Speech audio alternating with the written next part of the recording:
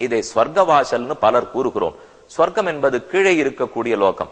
நாம் இருப்பது பூலோகம், அடுத்து புவகா, அடுத்து சுவகா, மூணாவது லோகம் ஸ்வர்கலோகம். ஆனா வைகுந்தம்ங்கிறது 7 லோகம் தாண்டி, மூல பிரகிருதி தாண்டி, விரஜ நதியும் கடந்து அப்பால் இருக்கக்கூடியது, அழிவில்லாதது.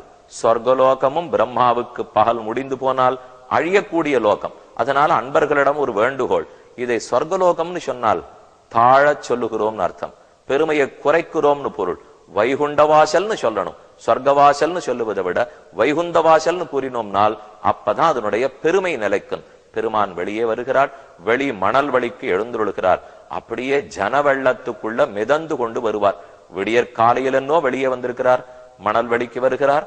ஆழ்வார்களுக்கு பெருமை செய்யவே ஏற்பட்ட திருநாள் அல்லவா நம்மாழ்வார், திருமங்கை ஆழ்வார், ராமானுஷர். இந்த தமிழையே வளர்த்து கொடுத்த முத்தமிழ் தலைவர். சொல்லார் தமிழொரு முன்னும் சுருதிகள் 4 எல்லையில்லா வரநெறி யாவும் தெரிந்தவனி ராமானுஷன். இவர்களை அனைவரையும் அழைத்து கொண்டு வெளி மணல்வெளி, கிழக்கு கோபுரம் வெள்ளை கோபுரம், அதற்குள்ள இருக்கிறது தான் வெளி மணல்வெளி. அந்த மணல்வெளியில் விடியல் 5-5:15 மணிக்கு வந்து சேருவார். அங்கதான் ஜன வெள்ளம். நம்பெருமாள் ஒத்தொத்தருக்கும் காட்சி கொடுக்கணுங்கிறதுக்காக அடியார்களுடைய தோளிலேயே, ஸ்ரீபாதம் தாங்குபவர்களுடைய தோளிலேயே சுமார் 1.5 மணி நேரம் இப்படியும் அப்படியும் அப்படியும் இப்படியும் நாம் ஒரு இடத்தில் நின்றிருப்போம். எங்கோ தூரத்தில் அந்த மண்டபத்தினுடைய கோடியில நம்பெருமாள் இருப்பார். இவரை சேவிக்கும் பாக்கியம் நமக்கு கிடைக்குமா? தள்ளி இருக்கிறாரே, நாம் நினைத்து முடிப்பதற்குள் ரொம்ப வேகமாக நேர நம்ம நோக்கி வருவார்.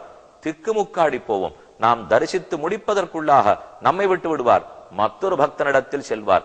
இப்படியே அங்கு 1000 பேரா, 10,000 பேரா, 50,000 பேரா, எத்தனை பேர் இருந்தாலும் அந்த ஓரொருத்தருக்கும் தனித்தனியே அருள் புரிகிறான் அரங்கன்.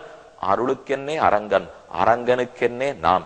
இப்படியாய் விடியற்கார்த்தால் வரைக்கும் வெளிமணல் வெளியில் இருப்பார். இங்கிருந்து 1000கால் மண்டபத்துக்குள்ளே புகுகிறார். இது முக்கியமான செய்தி.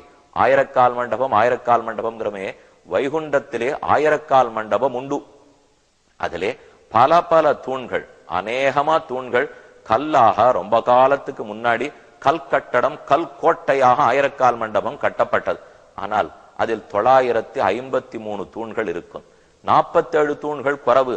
அதற்காகத்தான் மரத்தை ஆண்டுதோறும் வரவழைத்து வெளி மணல் வழியில் மீதமிருக்கிற தோள்களை நட்டு பெரும் பந்தல் போடப்படுகிறது. இந்த பந்தல் ஆண்டுதோறும் பிரிக்கப்படும், ஆண்டுதோறும் போடப்படும். எதற்கு தெரியுமா? நம்முடைய லோகம் லீலா விபூதிங்கிறது லோகம் படைக்கப்பட்டு அழைக்கப்படுகிறதோ இல்லையோ, படைக்கப்படுகிறது, அழிக்கப்படுகிறது. அதுக்காக வெளியில இருக்கக்கூடிய பந்தல். ஆனா உள்ள இருக்கிற 1000கால் மண்டபம் நித்தியம், அது எப்போதும் பிரித்து பிரித்து போடப்படுவதில்லை. அதனால அது நித்திய விபூதி. அதைத்தான் வைகுந்தம்னு கொள்ள வேண்டும். இப்ப வைகுந்தத்துக்குள்ள பெருமான் நுழைந்து விட்டார் என்று கணக்கு. 1000கால் மண்டபத்துக்குள்ளே நுழைகிறார். திருமாமணி மண்டபத்தில் எழுந்தொழி இருப்பார். நீண்ட நெடிய பிராகாரம். இங்கிருந்து சேவித்தாலே என்ன பரபிரம்மம் இப்படித்தான் வைகுந்தத்தில் இருந்து இருப்பார் என்று நாமே வியக்கக்கூடிய மண்டபம். திருமாமண்டபத்திலே போய் எழுந்தொழி இருக்கிறார். அங்கிருந்து லட்சக்கணக்கான பக்தர்களுக்கு காட்சி கொடுக்கிறார். வைகுண்டேது பரேலோகே ஸ்ரீயாசார்த்தன் ஜெகத்பதி ஆஸ்தே விஷ்ணு ரச்சிந்தியாத்மா பக்தைஹி பாகவதை சக என்ன அடியார்களோடும் அன்பர்களோடும் பக்தர்களோடும் எல்லாரோடையும் திருமாமணி மண்டபத்தில் எழுந்தொழி இருப்பார்.